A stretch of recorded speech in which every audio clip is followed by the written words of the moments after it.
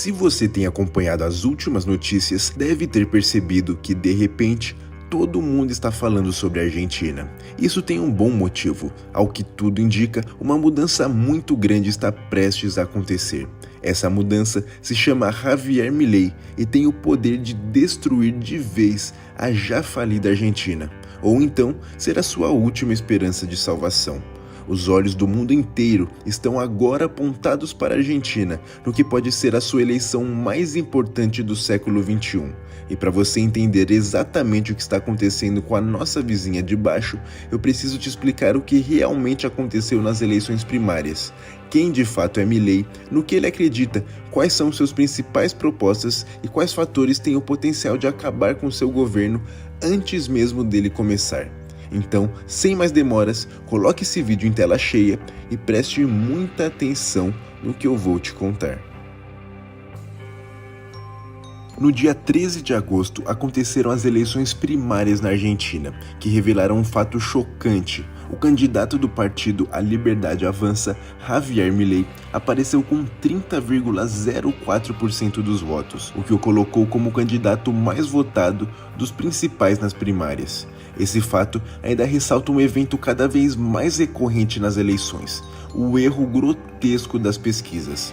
Com pesquisas antigas chegando a nem mesmo considerá-lo no top 3, as mais recentes o consideravam apenas na terceira posição, com 20% dos votos. E por favor, verifique se você já está inscrito no canal e deixou o seu like, porque isso me ajuda a saber o tipo de conteúdo que você prefere. Mas agora você deve estar se perguntando, o que tem de tão surpreendente no fato de Milei estar à frente nas primárias?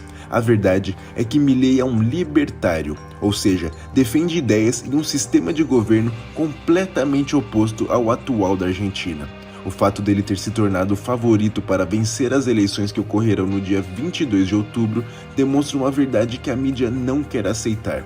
A população argentina já está de saco cheio do socialismo e de Cristina Kirchner.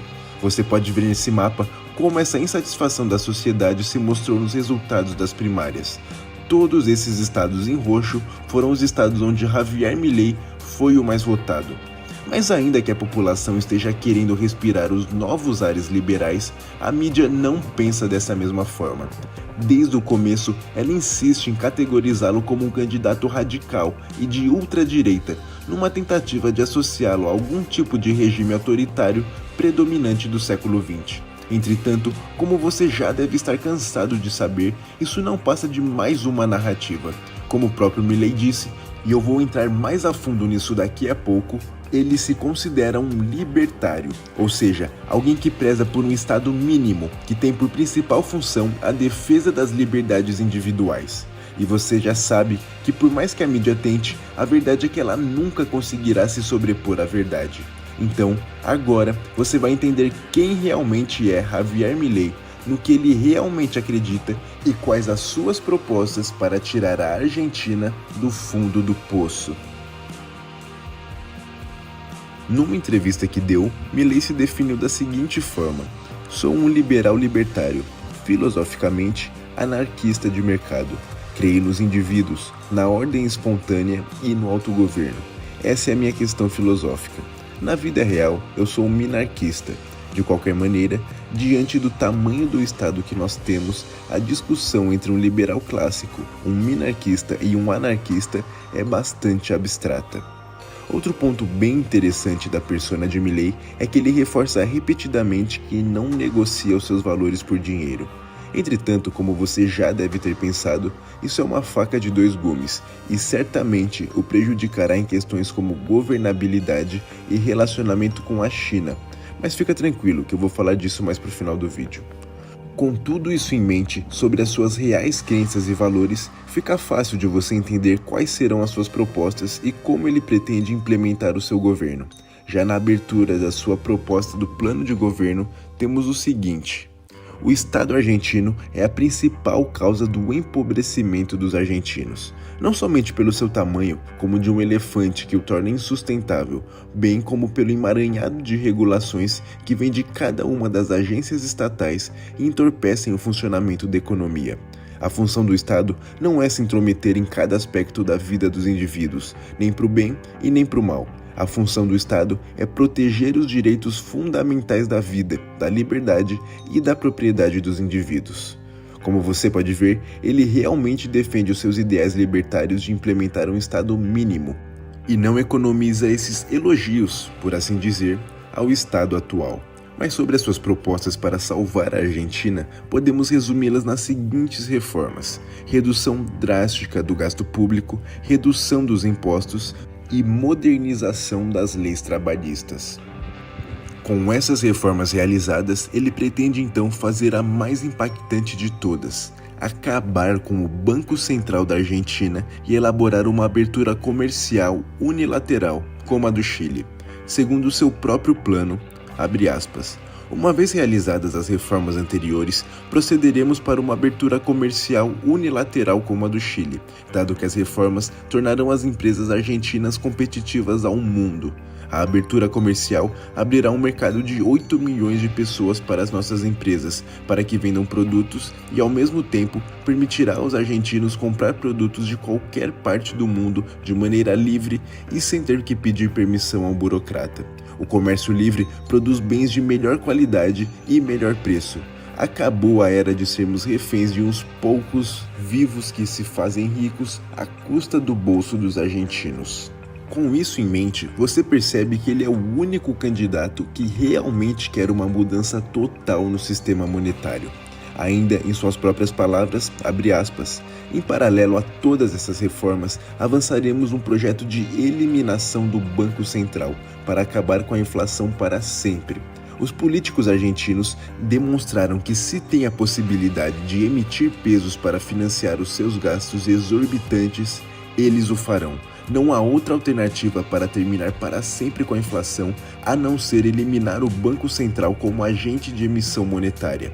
Para eliminar o Banco Central, deve-se resgatar os passivos que hoje se encontram em posse do banco. Desenvolveremos planos alternativos para resgatar esses passivos e assim que a eliminação do Banco Central acontecer, os argentinos poderão comercializar na moeda que preferirem. Dessa maneira, se acaba com a inflação da Argentina para sempre. Como você pode ver, apesar de serem ideias muito boas, são bastante impactantes e podem até mesmo assustar. Então, a pergunta que fica é: como o mercado e a comunidade internacional estão reagindo a isso?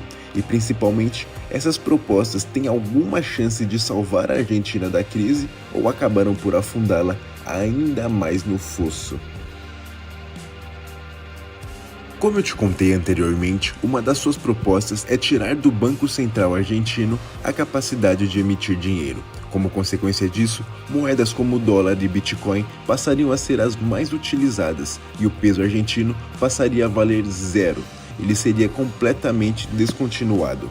Por melhor que possa ser essa ideia, ela gera um certo receio, mas só de você pensar que o peso argentino já basicamente não vale nada mesmo, talvez nem tenha tanto problema assim. Mas se você acha que essa é a maior dificuldade a ser enfrentada por Milei, você está enganado.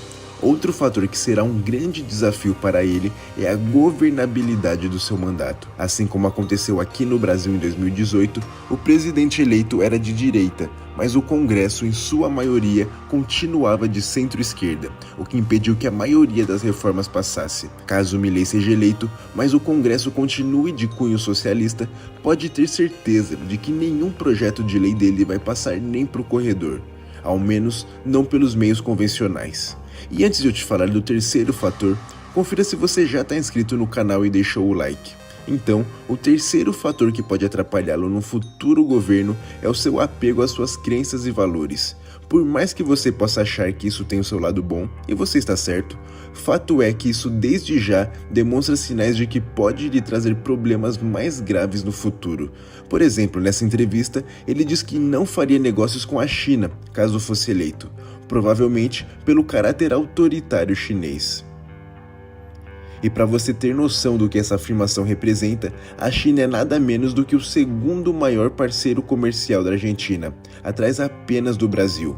Se uma atitude dessa surtiria bons resultados a longo prazo, só o futuro dirá. Por lo tanto, ¿hay forma de salvar a América Latina? Sí, la hay. pero hay que dar esa batalla. Y como decía Ayn Rand, hay un mundo mejor y ese mundo es posible de la mano de la libertad.